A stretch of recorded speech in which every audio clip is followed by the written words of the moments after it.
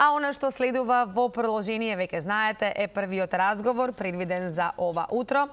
На своите места се веќе нашата Искра, мирно така е, и незината утринска гостинка Јелена Никодиновска-Чаповска.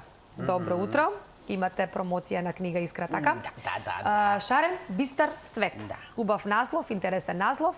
Повелете, ве слушам со внимание. Ти благодарам. Добро утро, Елена, до тебе, добро утро до гледачите, добро утро секако до Јелена. Јелена ни инаку магистер по англиски јазик и книжевност, ни е професор и писателка, така? Така. Последен пат Јелена ни беше овде во студиото пред 2 години. Иако јас мислев дека 1 година, ти ме коригираше, би било убаво да можеме така да си ги кратиме годините, кога всушност и ја промовира својата прва книга, Тишина, со што и официјално нели те прогласивме за писателка од тогаш. Што правеше Елена овие 2 години? Овие 2 години, значи, мојата страст кон пишувањето си ја продолжив, тоа е нешто што го негувам, можеби со некое поспоро темпо тоа што би сакала јас. Од оправдани причини? Од оправдани причини, така. Значи, работам на својот нов роман, кој што се надевам дека и следното лето ќе имаме повторна прилика да се држиме тука во емисија. Но меѓувреме имав желба да објавам и сликовница, додека се уште ми се мали керкичките, да напишам нешто и за нив и за таа публика. Така да пред скоро непол месец излезе во печат и сликовницата Шарен бистар свет во издание на Чудна шума. Да, ќе зборуваме за нея, но сакав да прашам сега да не ги заборавиме старите дела, нели? На која што знам дека беше многу горда, која што беше со воодушевување примено и од критичарите и од публиката, тоа е Тишина. Што правеше Тишина во меѓувреме, каде патуваше, како се развиваше? Тишина секако ќе ми биде можеби најдрагата приказна. Се надевам дека ќе ги имам уште многу, но покрај тоа што е прво дело, исто така и многу интимна приказна која што ми беше мене лично важно да споделам со јавноста и која што најде на позитивни критики од читателите. Драго ми е што се уште се чита, значи до ден денеска пред непол месец добив селфи од некои читатели кои што си купиле копија од Тишина. Исто така од издавачката куќа Паблишер ми известија дека се останати уште некои 50 на копии.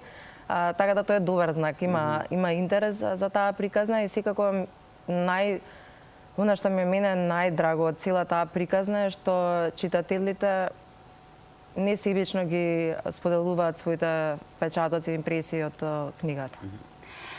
Паметам од минатиот разговор, она што најмногу ми се врежа, иако си ти премногу скромна, не сакаш многу да зборуваш за тоа, но имаш така едно фасцинантно образование, човек да ти позавиди. Имаш студирано на Сорбона, престижната Сорбона. Како некому му успева да дојде таму да студира? Така, јас имам завршено во гимназијата Нова. Тоа беше една своевидна подготовка за студии во странство. Од секогаш сакав да студирам во Франција, така да кога се запишав на факултетот, имав како двојна програма што ја следев. Едната беше англиски јазик и книжевност, другата беше француски како странски јазик. Таму поминав 2 години и потоа бев стипендирана од француската влада да заминам и на завршната година од додипломските студии, потоа исто мастер студиите да ги продолжам во Америка. Тоа јас би кажала дека секој млад човек кој што има прилика, кој што ќе му се укаже можноста да замине во странство во контекст на некоја сеобразовна програма, дека тоа е можност што не треба да се пропушти, бидејќи не само што ќе црпиме од еден поинаков образовен систем, исто така ќе бидеме изложени на еден поинаков културен контекст, што е секогаш добро дојдено да бидеме изложени на различни култури, на различни средини, со тоа нели да си ги формираме и нашите светогледи и перспективи на светот. И сега на некој начин си имаш заокружено својата приказна со оглед на тоа што рече дека гимназија имаш завршено во Нова, а денес си професор токму во Нова. Што предаваш таму? Таму предавам англиски јазик и книжевност во склоп на меѓународна матура програмата. Значи, таа е програма каде што учениците 2 години следат предмети по нивен избор и потоа имаат екстерни тестирања, кои што се под раководство на таа меѓународна матура програмата. Мојот предмет е многу богат и не само што читаме книжевни текстови како романи, поезија и драми, исто така читаме и тие ги нарекуваат како некнижевни текстови, односно работиме риторичка анализа на говори, на писма, на списанија, нешто што им е многу поблиско, би кажала, на денешните ученици. Но е начин сепак да им ја одржиме и да им ја негуваме таа некоја љубов или барем интерес кон пишаниот збор. Работиш со тинејџери, така? Да. И? Јас таа е реакција што најчесто ја добивам, бидејќи работам со 3-та и 4-та година гимназија, значи тоа се 17 и 18 годишни ученици, но јас се имам едноставно вклопена во таа приказна и за мене тоа функционира и во училницата и надвор. Мислам дека е многу важно како ќе се постави професорот на самиот почеток. Не дека очекувам сите ученици да бидат подеднакво заинтересирани кон книжевноста, но она што мене ми е важно е во училницата да имаме една почит, тие кон мене како професор и секако јас кон нив како мои ученици, тука што се нели деца што се желни да научат. Добро, контактот со тинеџери сигурно еден специфичен свет, така, може да еве благо речено. Како се префрлуваш во оној друг свет кога твориш? Дали сосема се исклучуваш од реалноста или пак напротив реалноста ја преточуваш во твоите дела? Би рекла дека дали свесно или несвесно го правиме тоа, несомнено е дека реалноста ги наоѓа порите за да се некако го наоѓа својот пат да се приклучи кон фиктивниот свет. Мислам дека она што до сега го имам јас створено како книга, како некако се творештво, се отсечки реалност. Сепак за мене предизвик од тие отсечки реалност потоа да и дадам предност или слобода на мојата имагинација и од тука да ги развивам приказните. Но би кажала дека да, сепак почнува од некаква си реална слика, сцена, која што после ја поттикнува мојата фантазија и мојата имагинација за тоа да стане еден богат фиктивен свет. Елена, твојот прв роман Тишина важи за психолошки роман, длабок и слободно можам кажем и доста тежок по својата содржина. Сега изненадувачки вака отстрана делува да преминеш на сликовница. Но сликовницата иако шаренка, нели, веселка, сепак со оглед на тоа што станува збор за прво четиво со кое што секој еден од нас се соочил, сигурно дека е доста сложен проект. Така, не е едноставно да се нафати човек на тоа. Така, ова е пред се една соработка, колаборативен проект. Јас стојам зад приказната, пишаниот збор, зад илустрациите стои прекрасната Иванка Нива, која што морам еве вака јавно да се заблагодарам, што на еден многу автентичен, уникатен начин успеа да долови мојата приказна визуелно, што во контекст на сликовниците е многу важно, бидејќи сликата е првиот начин на кој што децата, односно читателите за кои што е наменета оваа книга, се соочуваат со приказната. Јас сум многу задоволна, како некој што првпат пишува сликовница, не знаев што да очекувам и не знаев како тече тој процес на соработка со илустраторот, но Иванка беше многу отворена и за моите замисли и визии, да кажам, и успеа да ги вклучи во незиното представување на оваа приказна. Така да, јас би рекла дека сум многу задоволна од овој финален, краен проект и мислам дека до сега исто така добив многу позитивни критики од младите читатели, што ми се посебно драги. Да, некои од тие млади читатели гледаме, ова е дел од промоцијата, всушност, да им објасниме на гледачите на самата книга. Тоа се во МКЦ, во просториите на МКЦ, беше така, Младинскиот културен центар. Да, ова беше во склоп на ЕС фестивалот, кој што беше фестивал наменет за детска литература.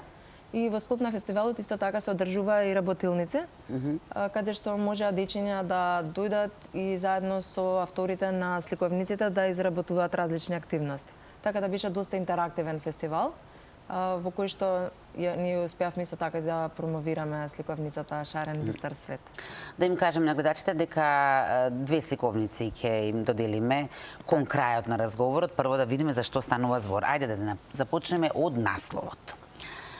Шарен бистар свет. Во каков свет не внесуваш? Ве внесувам во светот на Јана, кое што има главната хероина, главната хероина, која што го гледа светот околу себе матно, бидејќи има потреба од очила. Било бистро девојче, но матно гледа, така? Токму така. Да, рецензентката така објасни. Таа се обидува тоа да им го објасни на своите родители на еден многу детски начин, со тоа што користи метафори за дека и се гледа светот матен, како кога се води на рингишпил, и дека никогаш дури е толку матно што не може нели да ги следи убаво приказните, ниту пак своите милени цртани на телевизија. Значи, откако ќе си ги избере своите најшарени очила на светот, таа оди од тредната во Градинка. Секако тука се дечињата кои што и се радуваат и кои што и кажуваат колку убави очила имаш, па некои дури посакуваат да имаат такви очила. Но има едно детенце кое што почнува да ја исмева пред целиот клас, пред целото оделение, и почнува да ја нарекува со сите оние погрдни зборови. Булинг веќе, така од најрана возраст. Да. Булинг кој што почнува на доста рана возраст, многу порано него ли ние што сме свесни како возрастни и како родители. И тука незиниот свет кој што одеднаш станува бистар со помош на тие очила, повторно се крши, тоа символично се кршат и очилата, бидејќи тоа детенце прави сопка и она паде и она е потиштена, она е тажна што конечно нашла начин светот одново да го гледа бистро и шарено, но сега тоа е одземено.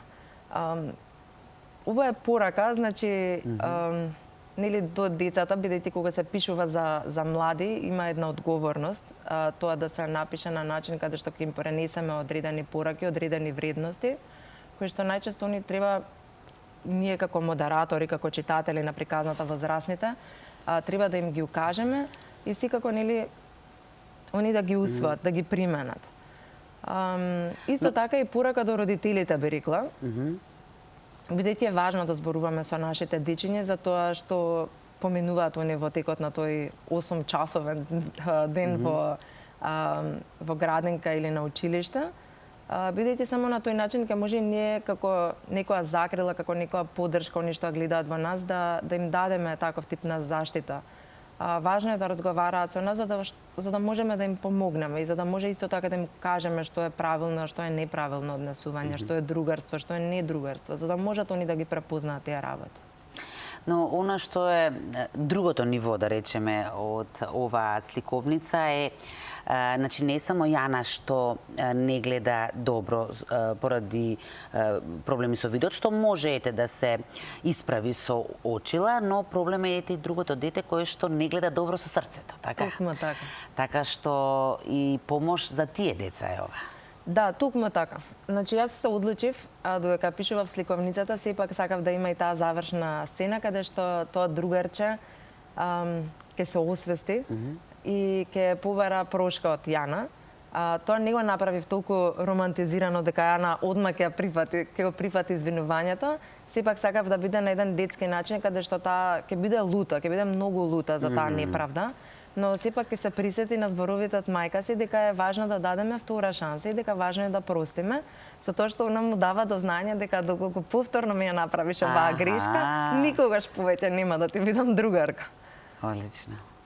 Што значи, еве, за да заокружиме, вака рецензентката ја има опишано твојата сликовница, едукативна, ведра, правична и весела сликовница, така? Јелена, имаме некого на линија, така што да го вклучиме гледачот, а после ќе објасниме која е вистинската Јана, тоа никако нема да го заборавиме. Ајде, добро утро, повелете, во програма сте? Ало, добро утро, Искра. Добро утро, Слободанка. Поздрав многу до тебе и до гостинката Леле, колку убаво кажа, колку ми се допаѓа такви, не за волкот како е извел Црвенка, па него види ова колку е убаво сега. Прво родителот да го насочи детето, па после детето да стане паметно. Леле, браво, алал да вие. И се восхитувам на гостинката, на вистина и убава, и мила, и паметна, и сето тоа. Значи, се на едно место. Да, браво, алал да е Леле, колку ме вака се најжив целата на идејата што тоа го создала, браво. Браво, браво, браво. Така да, поздрав многу. Ви благодарам за книгата. Да, Слободанка, кому ќе му ја подарите книгата? Сликовницата. Ќе дадам на едно детенце, ама и јас ќе си ја прочитам искрено, да си ја допре до мене. Сега само да ви објасниме, со оглед на тоа што Слободанка не живее на Рузвелтова, така што ќе е блиску.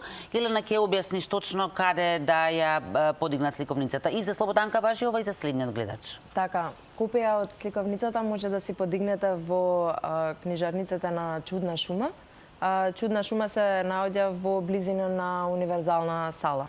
Веднаш до, да, странично, веднаш до Универзалната сала. Така да јас ќе им го проследам вашето име и презиме и ќе може да подигнете вашата купија уште од денеска попладне.